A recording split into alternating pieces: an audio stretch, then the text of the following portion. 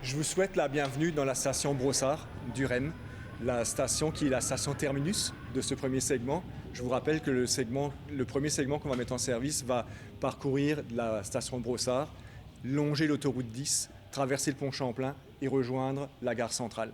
Il va y avoir 5 stations sur ce premier segment. D'ici à la gare centrale, ça va se faire en moins de 18 minutes.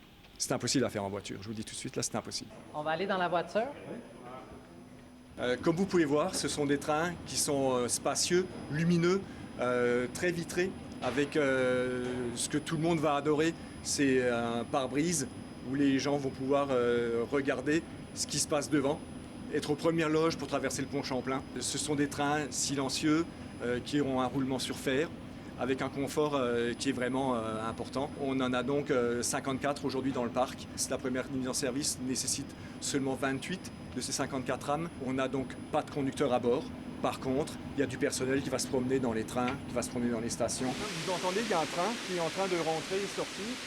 C'est un train qui est commandé par le centre de contrôle. Le système automatisé donne une fiabilité qui permet justement, à terme, d'avoir des fréquences à 90 secondes. Un métro automatique permet d'avoir des trains qui passent toutes les 90 secondes, un métro manuel où il y a un conducteur. Dans le meilleur des cas, on est à 2 minutes et demie, 3 minutes, à cause de la réaction humaine. Les fréquences de service aux heures de pointe de ce nouveau réseau, quand on va le mettre en service, ça va être de 3 minutes et demie pendant les heures de pointe et de 7 minutes et demie aux heures creuses.